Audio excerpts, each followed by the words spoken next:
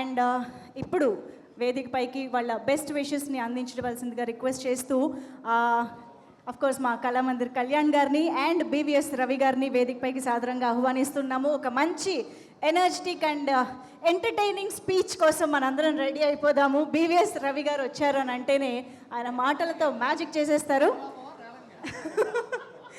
So yes, please welcome.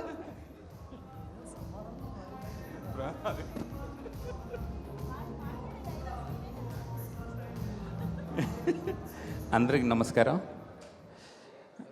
ఈరోజు హరిప్రసాద్ రెడ్డి గారికి, మధుర శ్రీధర్ గారికి, మా డైరెక్టర్ సంజీవ్ గారికి గుడ్ లక్ చెప్తూ సంతాన ప్రాప్తిరస్తూ ఒక సీరియస్ విషయాన్ని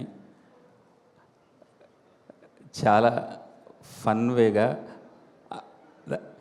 తెరకెక్కించిన సంజీవ్కి ఈ సంతాన ప్రాప్తిరస్తూ మంచి విజయం చేకూర్చాలని చెప్పి కోరుకుంటూ సెలవు తీసుకుంటున్నాను. Thank you so much. Okay, ఉండు కాసేపు. అందరికీ నమస్కారం.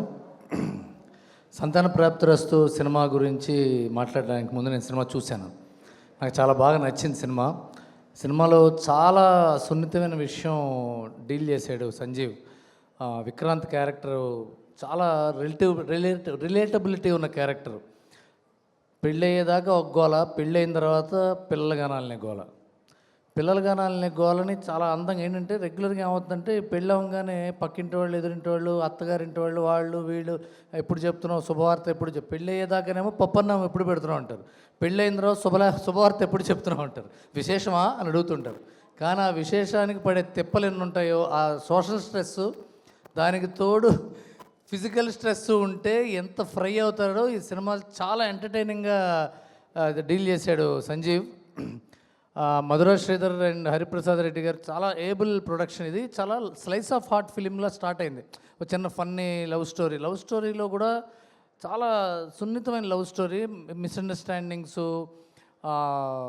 కామెడీ ఆఫ్ ఎర్రర్స్, ఇలా ఈ సీరియస్ పాయింట్ని డీల్ చేయాలంటే ఇలాంటి కామెడీ ట్రాక్తో స్టార్ట్ చేయడం కష్టం. స్క్రీన్ ప్లే దావూద్ చాలా బాగా చేశాడు దాన్ని. It's a very good screen play. మీరు చాలా ఎంటర్టైన్ అవుతారంటే సినిమాలోకి వెళ్ళి ఇదేదో లవ్ స్టోరీ ఏమో అనుకునేటప్పటికి ఇది కాదు, ఇది ఒక పెళ్లి కథ కాదు, పిల్లల కథలో కూడా ఒక సీరియస్ విలన్ మన మురళీధర్ గౌడ్ గారు చాలా పర్ఫెక్ట్ విలన్, హీరోయిన్ ఫాదర్గా చేశాడు ఆయన. And I'm very very happy that have watched the film.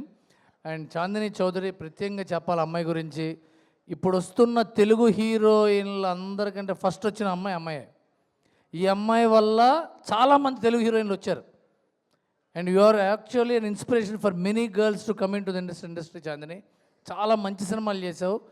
నేను ఒకసారి ఒకళ్ళు నిన్ను అడిగారు, నన్ను నిజంగా you have to clap, every one has to clap for her.